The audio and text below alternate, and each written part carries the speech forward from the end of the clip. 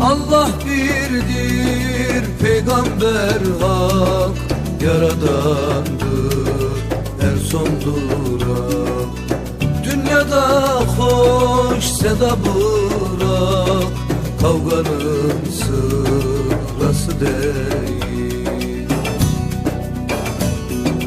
Bak Kur'an'a, bak İncil'e, 4 kitap getirmiş dile. Kıyma cana bile bile, gel Yunus'a Mevlana'ya, gel Muhammed Mustafa'ya.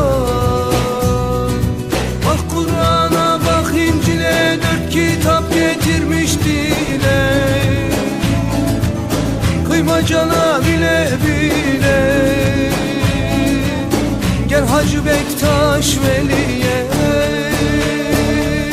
gel Muhammed'e, Ali'ye.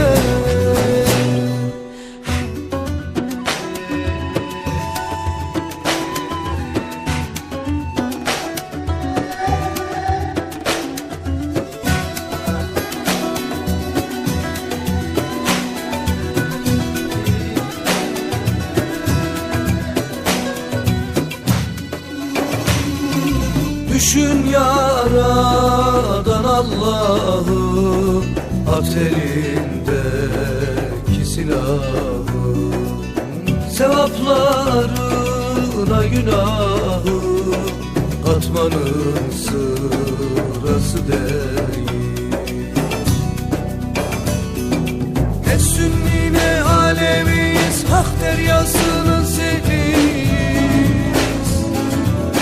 Biz bir aşkın aleviyiz. Gel Yunus'a Mevlana'ya, gel Muhammed Mustafa'ya.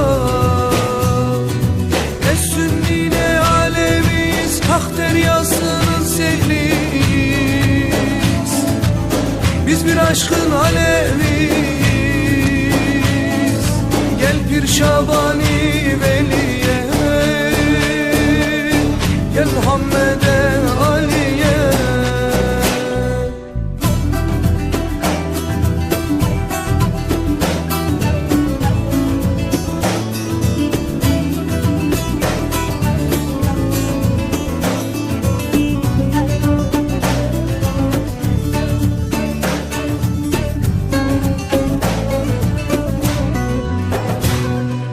Dine hile katanlara, bu vatanı satanlara, buna çanak tutanlara bakmanın sırası değil.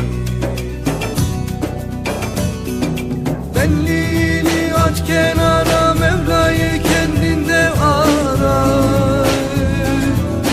Başını vurma duvara, gel Yunus'a Mevlana'ya,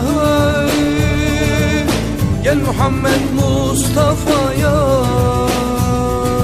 Benliğini at kenara, Mevla'yı kendinde ara. Başını vurma duvara, gel Hacı Bayram Veli'ye, gel Muhammed'e,